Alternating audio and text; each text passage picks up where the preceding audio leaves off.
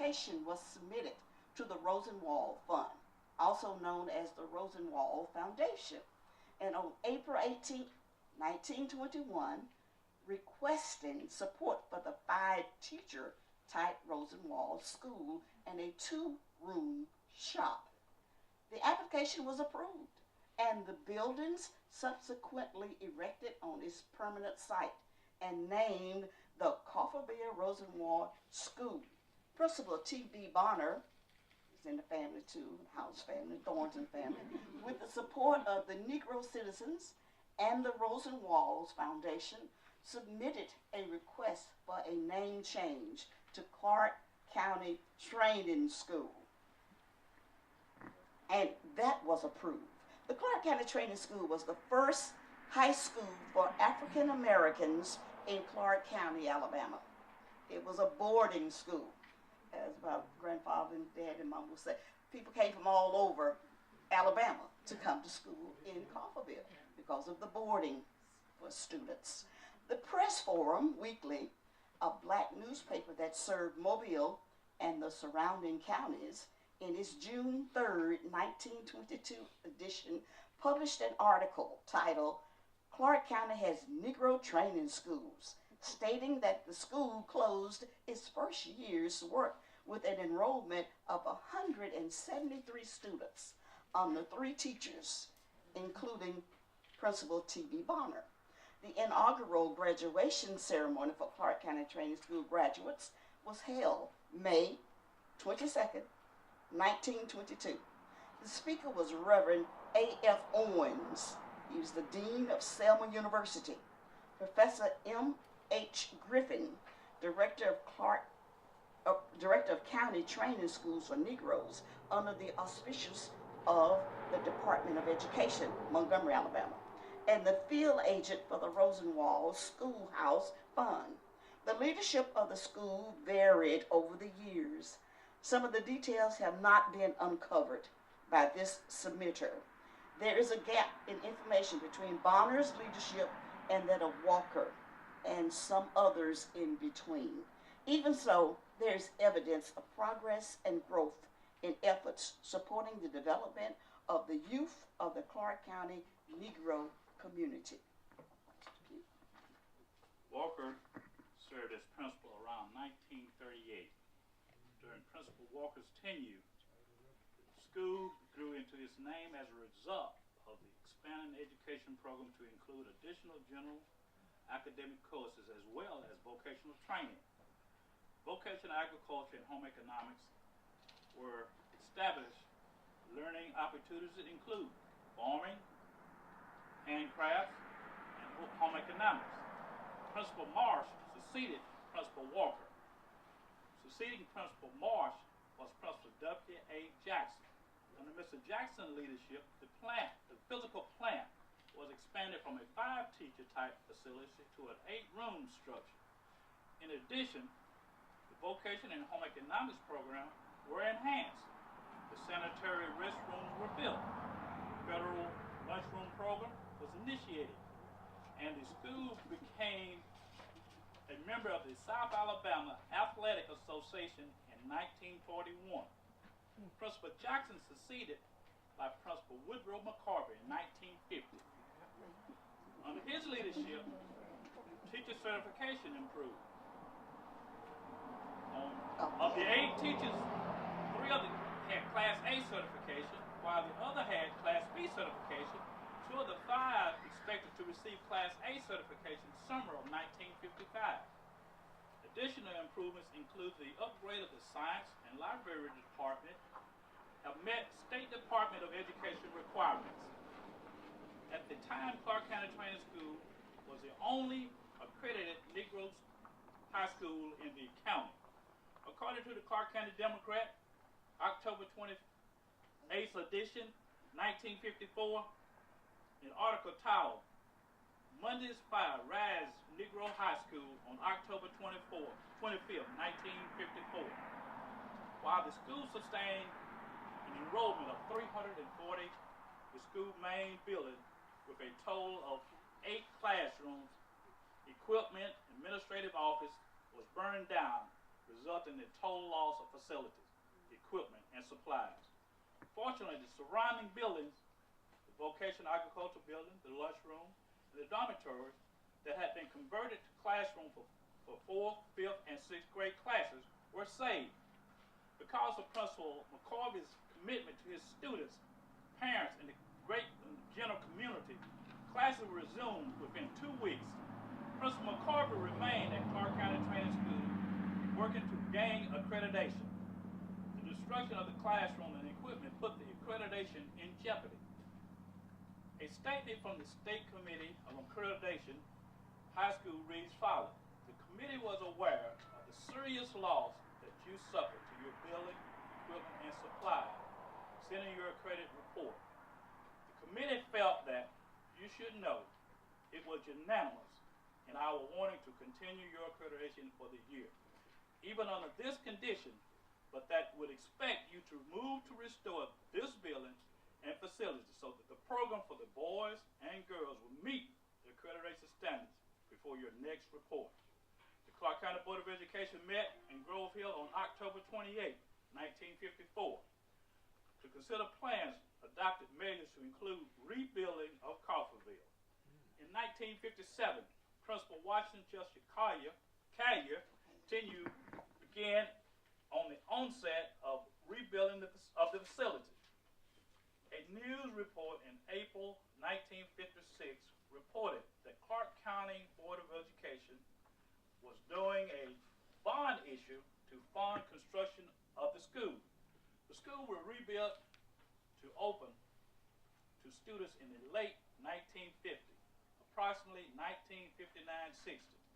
Supporting document found the Clarke County Board of Education and African American citizen testimony. Mr. Collier served as principal of Clarke County Training School until July 1962. In 1962, Mr. Thomas Clifford Harris became principal of Clarke County Training School, August 15, 1962 through 1964. In 1965, Mr. Henry Lindsay Williams served as principal of Clarke County Training School until around August 12, 1966. Mr. Lewis Malone served as principal in 1966 through Clarke County School integration in 1970. Clarke County Training School served Coffeeville and surrounding communities from 1921 through 1970, serving grades K through 12.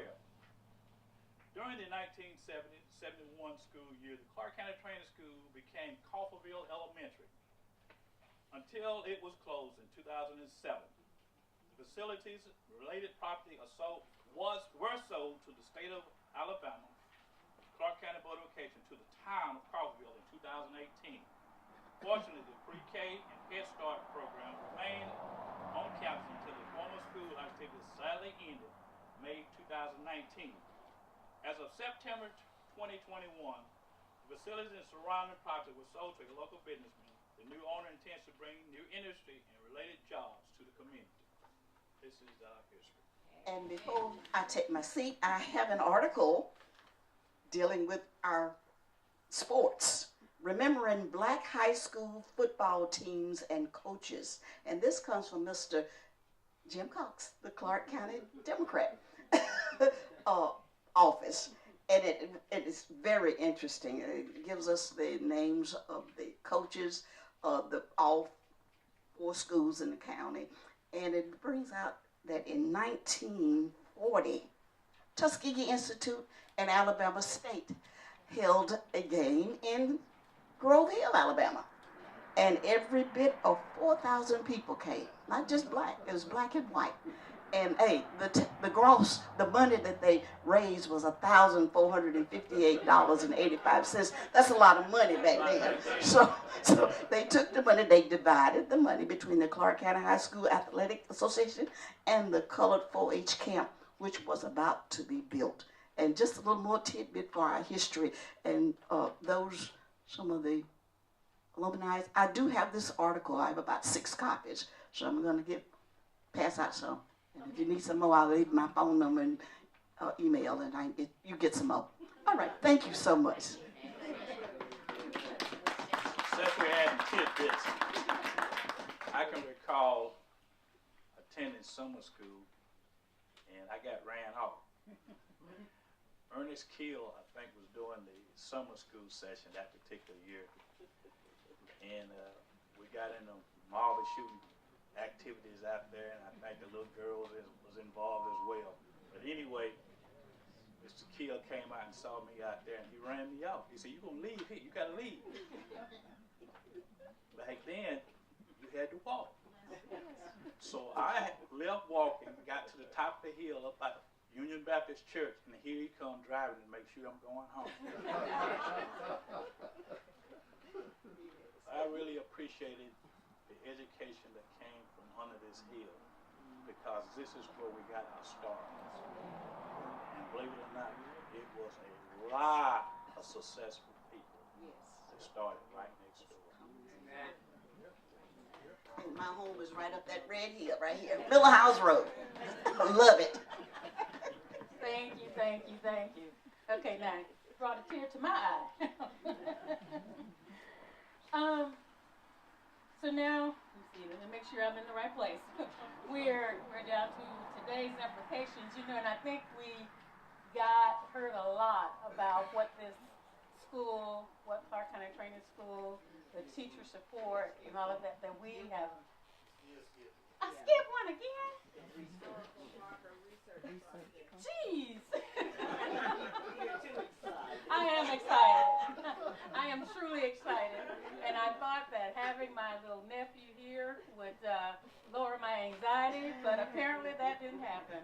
But yeah, I am. So now we have Mr. Rita Whitfield, my buddy. Couldn't do it without you. But anyway, she's going to talk to you about the process briefly. Good afternoon, everyone.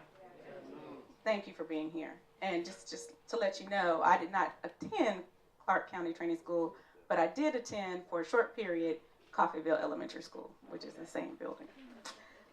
The path taken to this moment of dedication for the Clarke County Training School involved many steps. The designation of a landmark as a historic site in Alabama is involved there's a great involvement. Ms. Sherman Kill Goodman decided the work was worth it. The steps included buy-in from the city of Coffeeville for moral and financial support, which was obtained from the mayor and town council. Approval from the new landowners for the marker to be placed on the property was also required and received. Those steps simply put us on the road for the journey to begin. The application process had to be researched and then explicitly followed. Further research on the school itself was required to provide the historic foundation for the request, as you just heard.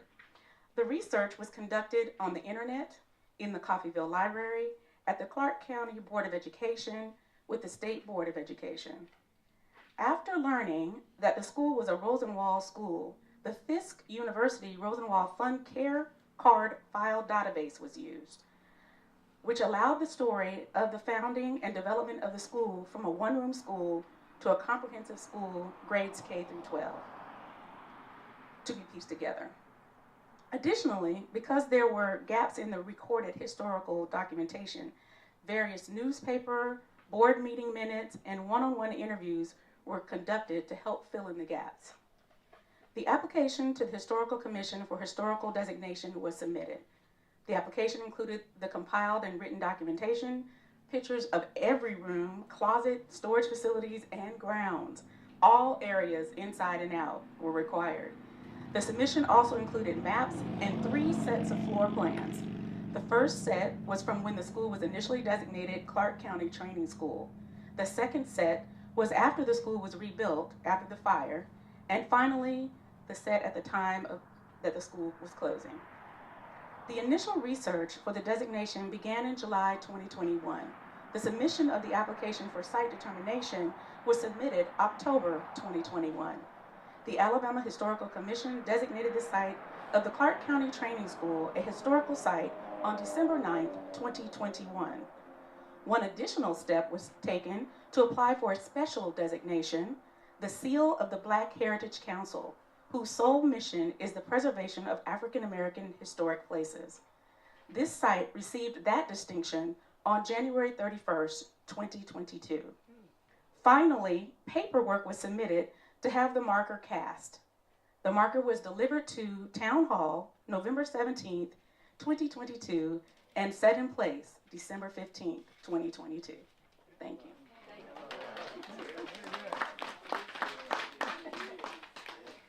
Thank you. Guess what? It's time for today's implications.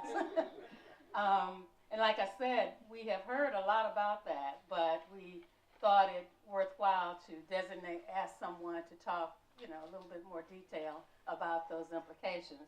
So we're going to, and I want to say that Mr. Roy Nobles had planned on coming, and they were exposed to the virus, so they could not come. They had to quarantine. But Mr. Slater is here. So if you would come up and talk to us about today's implications.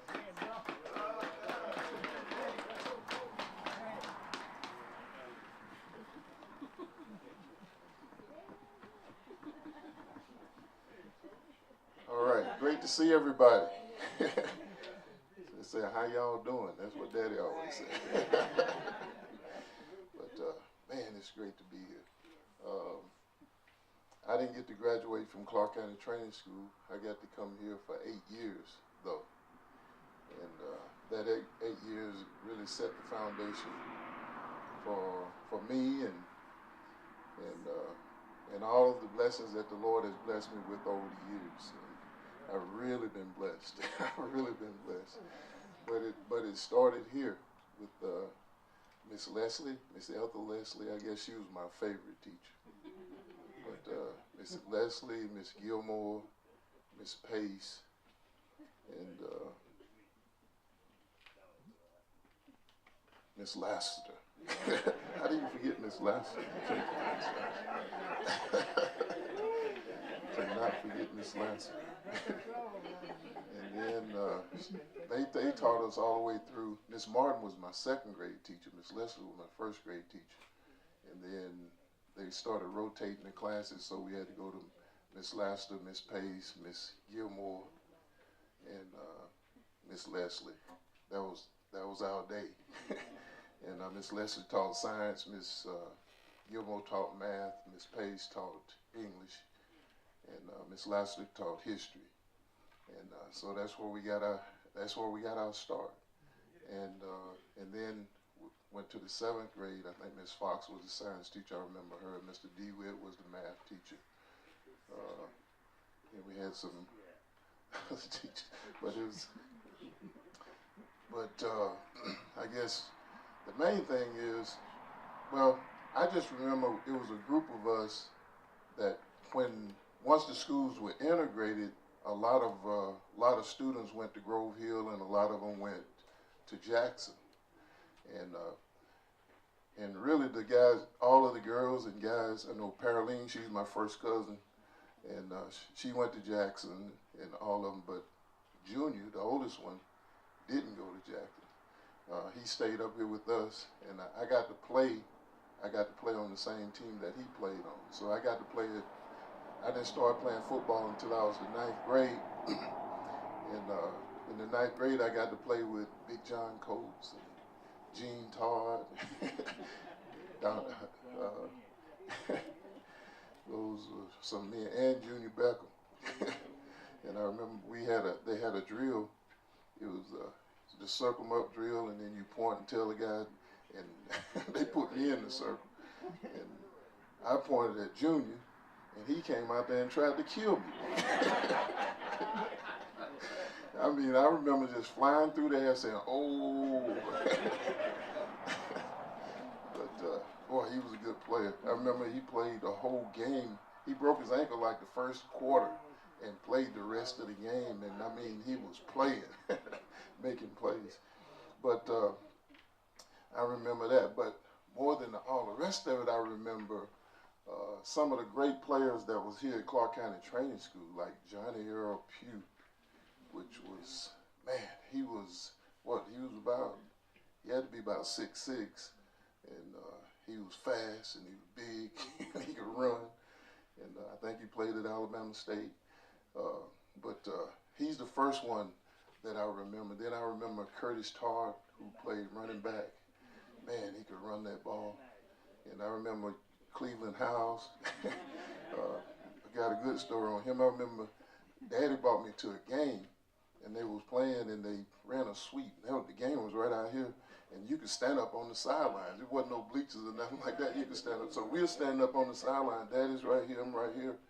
And Junior House gets the pitch, gets a toss, and then he come running this way, and I said, uh-oh, we fix to get it. And then Daddy just gets on top of me. He lay down on top of me, and then they all go over the top of us. And he said, you all right home? He didn't care what I said. But, man, I loved it. I loved it because I wanted to be a part of that. And then there was a guy named Horace Cox. I don't know if y'all ever remember him, but I used to watch him. And he didn't miss shots. I'm serious. He just didn't miss shots. He would have his back to the goal, and then he just jump and just shoot and hit nothing but nets.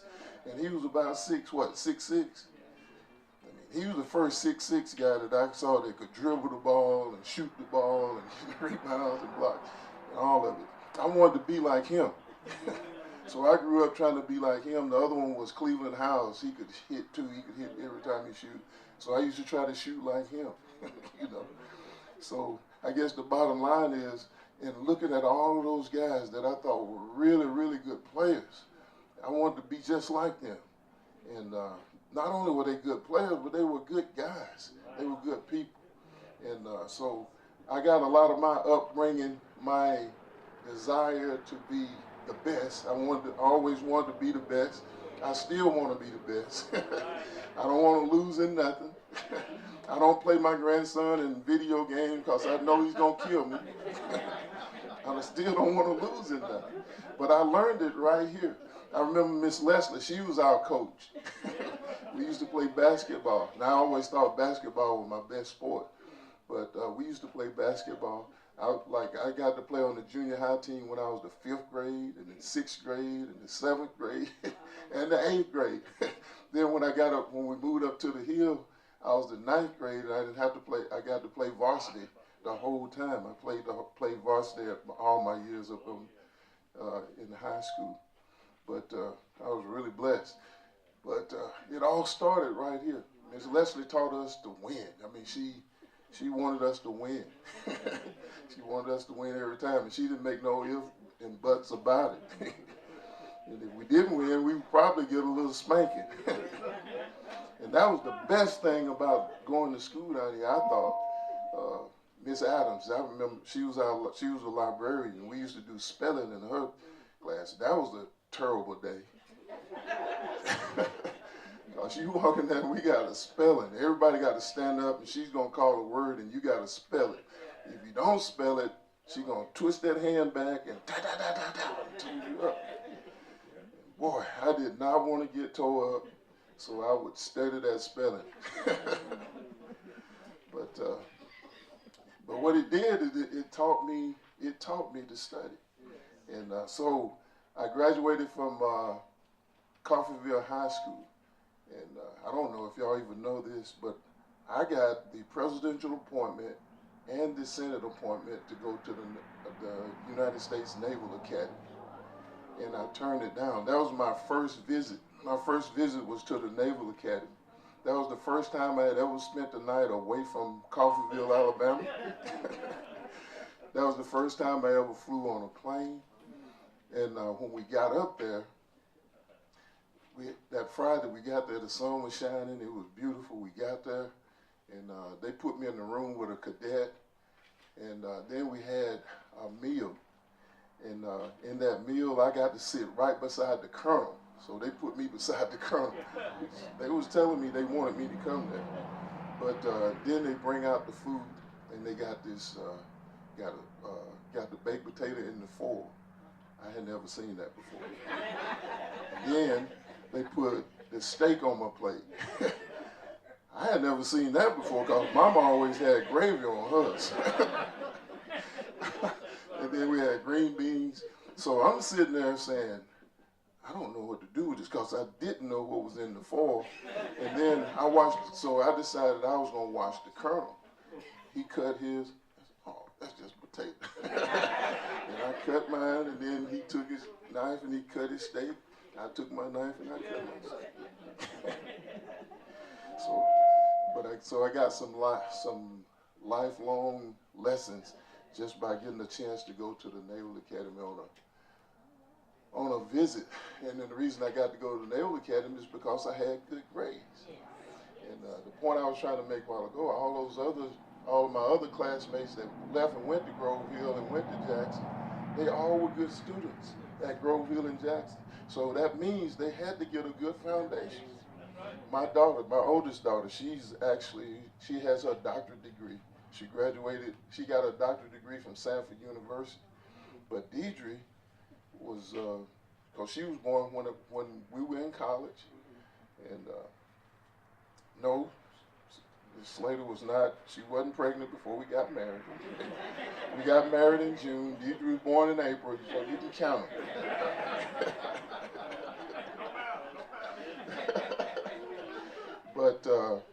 But anyway, she got to go to elementary school in Brewton, Alabama, which I think is one of the, because I was an elementary PE teacher at that school, and I knew exactly what was going on. But I'm trying to I'm talking about the point of having a good foundation, which I think that's one of the best elementary schools in the state of Alabama, because she read like 16 books in kindergarten, that which was unheard of for me. But she read 16 books, so that means she had that foundation. So she made nothing but straight A's all the way through elementary school, all the way through high school, all the way through college, even in graduate school, nothing but straight A's. Which tells me the foundation is the key. The foundation is the key, and I can truly say, God has blessed me. He's really blessed me over the years, and He blessed me to have a good foundation. He blessed me to have good role models, and because Travis Kill, he played quarterback, I played quarterback, Donald Howes played quarterback. All of those were my role models, and they come from right down here. And so, love Coffeeville. I don't have a problem telling people where. I've heard guys, they're ashamed of where they're from. So, where you from? I'm from Mobile. Man, you ain't from no Mobile.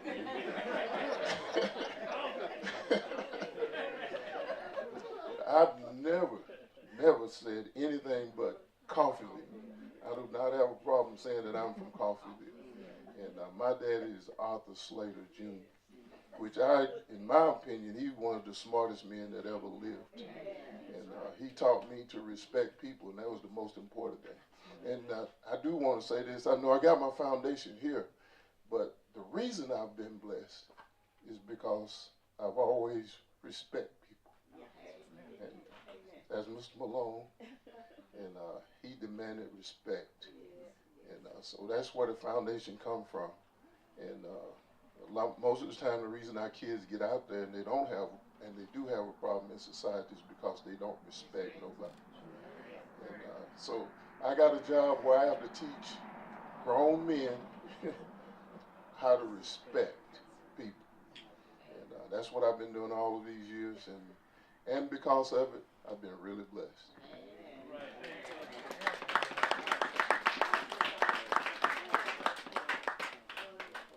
Wonderful, indeed. So we can witness the implications of and what the difference that being here has made. So I think we're clear. I think we're clear. Well, first let me say, if there's anyone here who attended Clarke County Training School, but didn't graduate, but went up the hill like Willie, would you please stand and just be recognized to say that you went to Clarke County Training School? There's one. All right. All right. All right. Oh, you went to Clarke.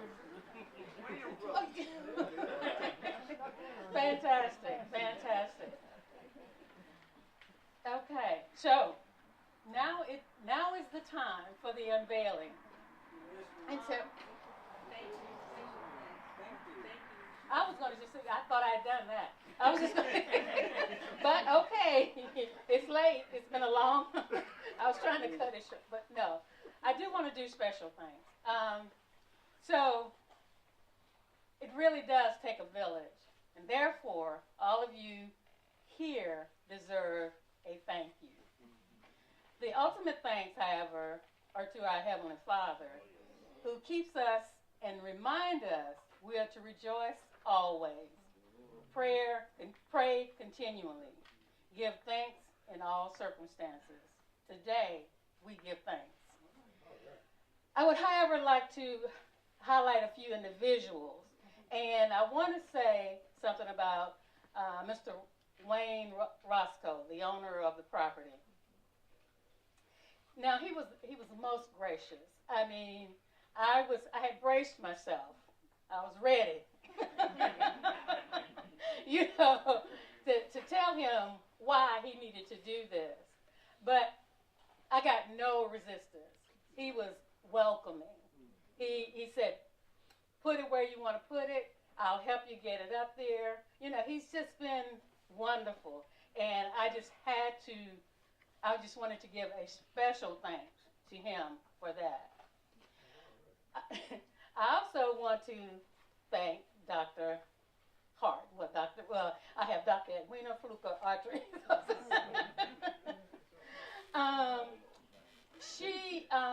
She's just been she's been a cheerleader, but she's also been, she said, what do you need? If there's anything that I can do.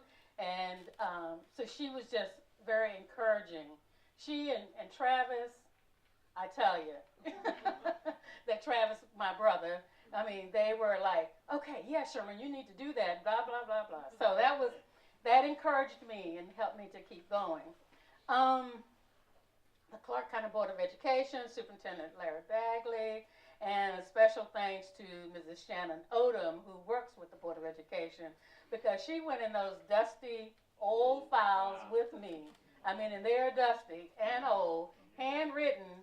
So it was rough, but she was there supporting and encouraging me as well. So a special thanks to her.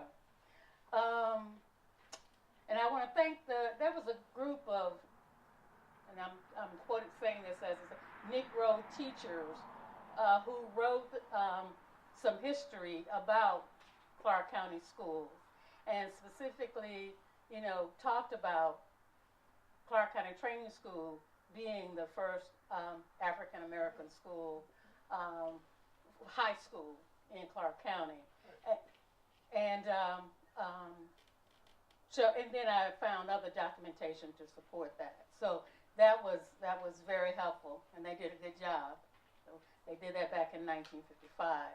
Mr. Jim Cox, I read many of his articles. That was helpful as well, because he had done some research when the school was being sold and all of that.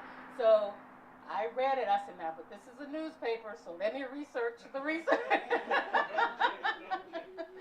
So I went and found documentation. So he had it right. I said, oh, okay. But that was very helpful, because those were just cues and things for me to go by, because, the history is not written very well. It's just not. So, I mean, we had to, just piece it together. But hey, I'm excited and I'm thankful. Mr. Robert Pace, who isn't here today, he shared some information about the graduation classes and all of that, the first graduation and all that. But that was very helpful as well. He was willing to share with me any information that he had about the school and about the history and all of that. Thank you to Mr. Damon Keel, who provided a draft of the floor plan of the school that was burned, because nowhere could that be found. So from the Rosenwald database to talking to people who were actually there and old enough to remember and things like that. So that helped piece that together. To my wordsmith committee, no, to the people who took my information and looked at it and tried to, make it as clear as possible. That was Tarina Whitfield, the young lady who was up a few minutes ago. Oh, there he is. Brandon Keel and his brother. Brandon is Travis's son. So Travis said, let Brandon read it. Let Brandon read it. He can write. Let him read it. So Brandon and Marcus, Travis's other son, they were all there to help me with the wording. And I want to thank the community of Coffeeville as a whole, and specifically the members of the Coffeeville One Community Board, who was very supportive, and whatever I needed, if they could do it, they were there to do it. To our mayor, Dwight Pugh, and the town council for both their financial support and appreciation of community, because that's what we're talking about, community. And so if they didn't have the appreciation of community, we wouldn't be here today. And finally, a special thanks to my husband, Gerald Goodman, for his love and support.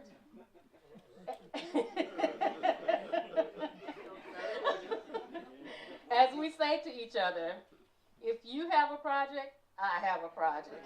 So, consequently, throughout the many months of preparing the application, he worked with me, and because it was important to me, it was important to him. Thank you.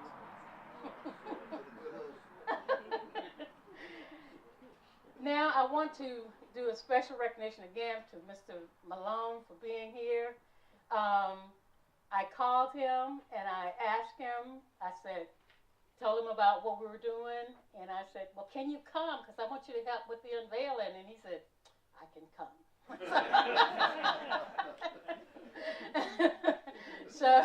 So I'm delighted that he's here. So I'm going to ask the mayor and Mr. Malone. So would you help, and so that we can do the unveiling.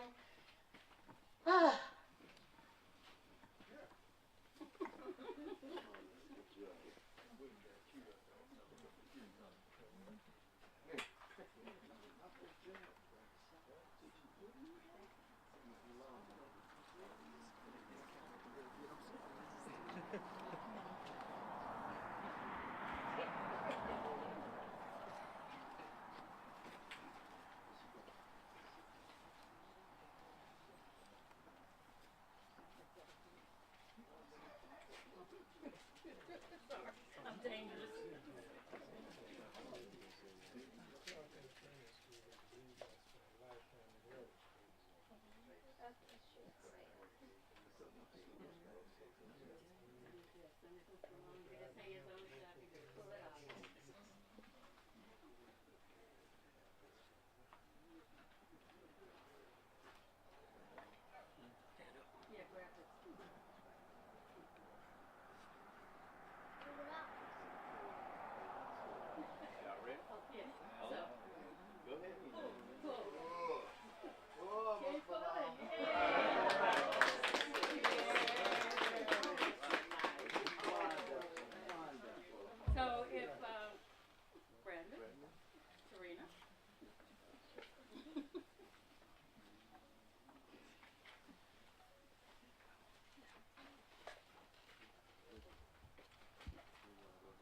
Good afternoon. Good afternoon. My name is Brandon Keel. Proud descendant of Henry Keel, one of the solid investors. And son of Travis Keel, one of the hands down best quarterbacks ever raised Clarke County. And so I know you all have 20/20 vision, but I'm going to go ahead and read this front side. In 1916, a group of African American entrepreneurs formed the Coffeeville Colored Industrial Schools to provide access to education for African American children. CCIS classes were held in the Masonic Lodge until the Coffeeville Rosenwald School was constructed in 1922. Mr. Johnny Rain served as the first principal, and the Leadership Council was created to acquire resources. The Leadership Council consisted of Mr. H.T. Thornton, Mr. H.W. Figures, Mr. B.R. Ransom, Mr. Ernest Keel, Mr. Henry Keel, Sr., and Mr. Willie Thornton. In March 1916, 2 acres of land were donated to build a 2-teacher school. The African American community donated $250 toward the building construction. While members of while matching funds, from the Rosenwald Foundation, in 1921, the CCI's leadership, supported by concerned citizens in Clarke County, the African American community donated $1,620 to support the expansion, which resulted in a 5-teacher Rosenwald school and a 2-room workshop named the Coffeeville Rosenwald School. Shereen? And completing the sign, it is a 2-sided sign, just in case you hadn't figured that out. So the first side is on the back from our viewpoint. The school was later renamed the Clarke County Training School, CCTS. In 1954, a fire destroyed the school, but it was rebuilt in 1959 as an equalization school. The CCTS was the first high school for African Americans in Clarke County. CCTS served Coffeeville and surrounding communities from 1921 to 1970, serving grades K through 12. Graduates of CCTS have excelled in agricultural sciences, education, engineering, entrepreneurship, government, industrial industries, law, and medicine. CCTS is listed in the Alabama Register for its educational significance as a mid-20th century African American school. With school integration in 1970, the school became Coffeeville Elementary until it closed in 2007. Coffeeville Elementary School held the Title I program for the county, taught remedial reading, and held kindergarten classes. Thank you. That is the end of our program. Oh, yeah. I have a quick presentation to make for you that you come. Let's give these people a round of Yes, applause. please.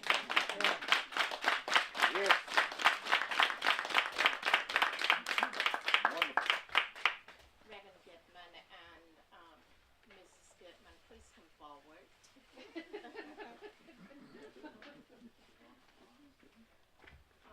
I'm having Brady to read this. I'm having some trouble with my eyes, so I want her to read this to you.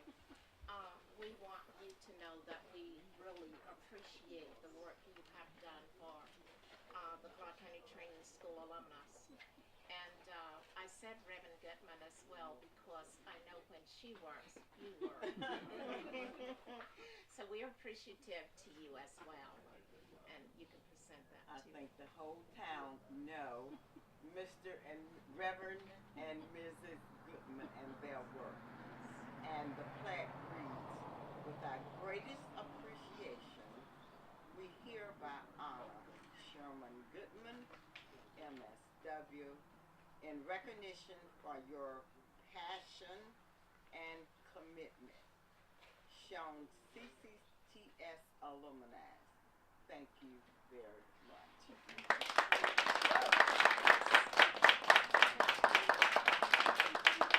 Thank you for everything. Jeez. Thank you. Well, what was that saying? That concludes our program. Thank you for your patience. I hope somebody actually a hand. Yes. I just have one question. Graduates of CCTS and students, who remembers the alma mater? Who remembers the CCTS alma mater? Y'all remember it? Go ahead, sing it. CCTS, we love you. Come on. CCTS, we adore you. We love thy dear old heart. Deep in our hearts, we sing thy praise. With all thy spirit thrill.